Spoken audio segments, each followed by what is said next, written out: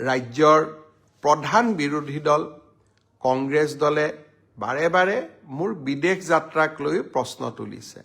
মই এটা কথা তেওঁলোকক বিনম্ৰতাৰে সৈতে কওঁ, বিদেশলৈ মই কেইবাবাৰো গৈছোঁ আৰু বিদেশত হয়তো যাব পৰাৰ মোৰ নিজৰ ব্যৱস্থাও মই কৰি ল'ব পাৰোঁ যদি বিদেশ যোৱাৰ কাৰোবাৰ ইচ্ছা থাকে।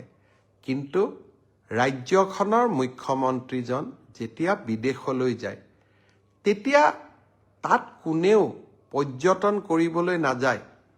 স্বপ্ন এটাই থাকে, ৰাজ্যখনৰ বাবে আমি কি কৰি যাব পাৰোঁ, ৰাজ্যখনৰ বাবে আমি নতুন কি কৰিব পাৰোঁ।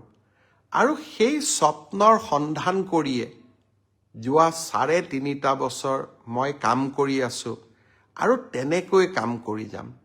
কংগ্ৰেছ দলৰ মুখ্যমন্ত্ৰীসকলো বিদেশত গৈছিলে, কাৰ লগত কথা পাতিছিলে, কেনেকৈ কথা পাতিছিলে তাক আমি কেতিয়াও প্ৰশ্ন কৰা নাই।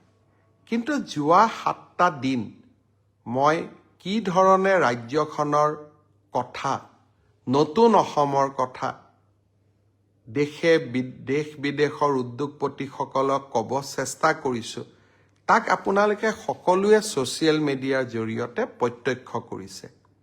আৰু সেইকাৰণে মই সদায় ভাবোঁ যে আলোচনা যিয়েই নহওক কিয়, মোৰ কামে প্ৰমাণ কৰি গৈ আছে আৰু প্ৰমাণ কৰি গৈ থাকিব যে অসমক এক নতুন দিগন্তলৈ লৈ যোৱাৰ যি প্ৰতিশ্ৰুতি, সেই প্ৰতিশ্ৰুতিৰ লগত আমি কেতিয়াও কম্প্ৰমাইজ নকৰোঁ আৰু সেই ধৰণে আমি আমাৰ ৰাজ্যখনক আগুৱাই লৈ গৈ থাকিম।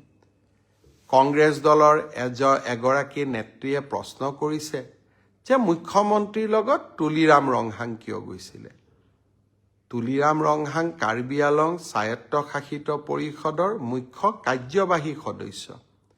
অসমত যদি সৌৰ শক্তিৰ আমি উৎপাদন কৰিব বিচাৰোঁ, আটাইতকৈ যদি ভূমি ক'ৰবাত আটাইতকৈ বেছিকৈ আছে সেয়া কাৰ্বি আংলঙত আছে।